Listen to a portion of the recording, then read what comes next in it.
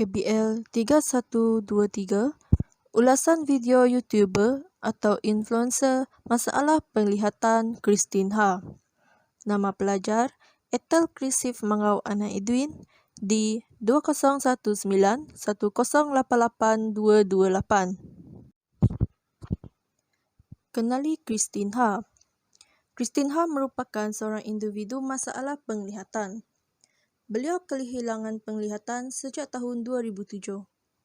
Beliau merupakan peserta masalah penglihatan yang pertama pernah muncul dalam rancangan memasak MasterChef dan sekaligus menjadi juara dalam rancangan tersebut untuk musim ketiga.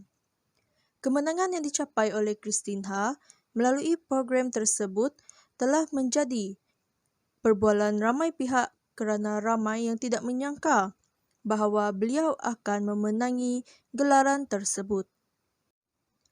Dalam video ini, saya akan mengulaskan tentang video yang dimuat naikkan oleh Christine Ha di saluran YouTube beliau iaitu How the Blind Cook.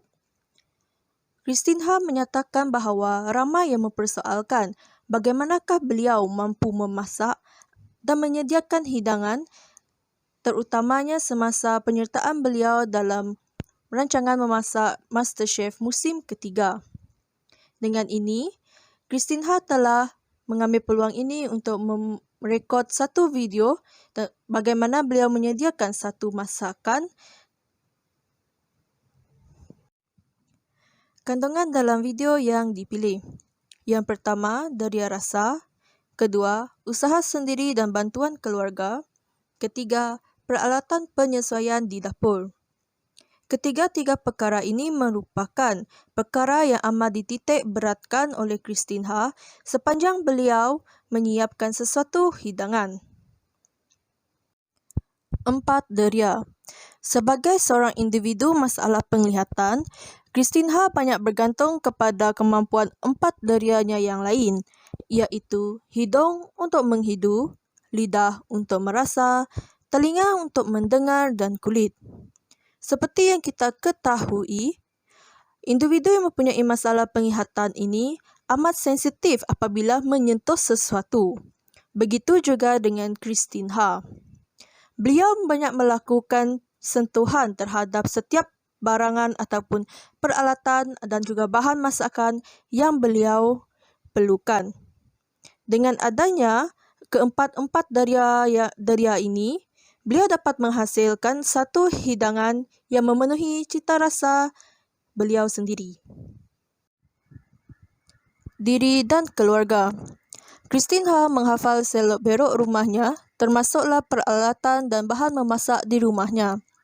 Sekiranya beliau memerlukan bantuan, Christine Ha akan memanggil suaminya untuk membantu beliau. Seperti yang dapat kita saksikan dalam rancangan memasak MasterChef musim ketiga, kita dapat melihat betapa kuatnya sokongan yang diberikan oleh suami Christine Ha terhadap dirinya. Suami Christine Ha merupakan tulang belakang Christine Ha sepanjang penyertaannya dalam rancangan tersebut. Selain itu, Christine Ha juga menyatakan bahawa beliau menghafal setiap kedudukan peralatan, bahan perasa, bahan masakan yang berada di dalam dapurnya. Peralatan penyesuaian di dapur. Semasa memasak, Christine Ha banyak menggunakan peralatan-peralatan dapur yang beliau sudah biasa gunakan. Kedudukan peralatan dapur beliau letakkan di tempat yang sama supaya mudah untuk dicapai. Seperti yang dinyatakan tadi, Christine Ha telah menghafal kedudukan peralatan dan juga bahan masakan beliau. Hal ini kerana apabila kedudukan dan juga bahan masakan di dapur telah ditukar, beliau akan mengalami kesukaran untuk mencapai peralatan dan juga bahan yang diperlukan oleh beliau semasa ingin menyediakan sesuatu hidangan.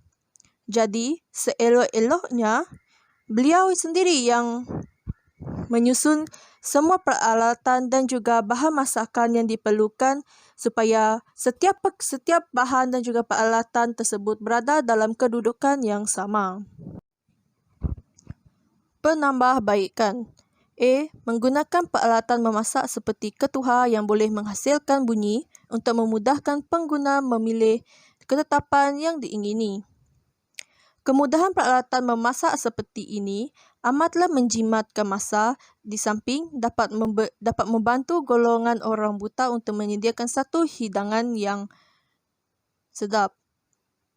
Di samping itu, penggunaan peralatan masakan ini juga mempunyai ralat yang amat rendah.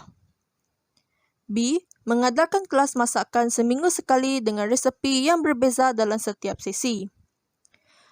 Dengan adanya kelas masakan seperti ini, golongan orang buta juga dapat merasakan kepelbagaian jenis hidangan yang ada di sekeliling mereka.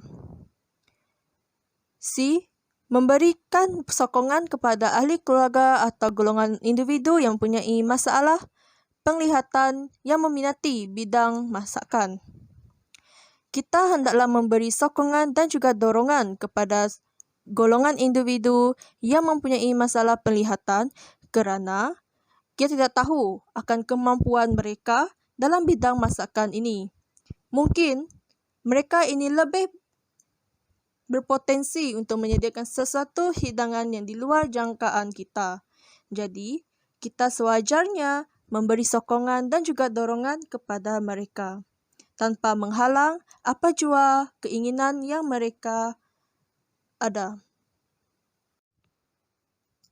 Terima kasih.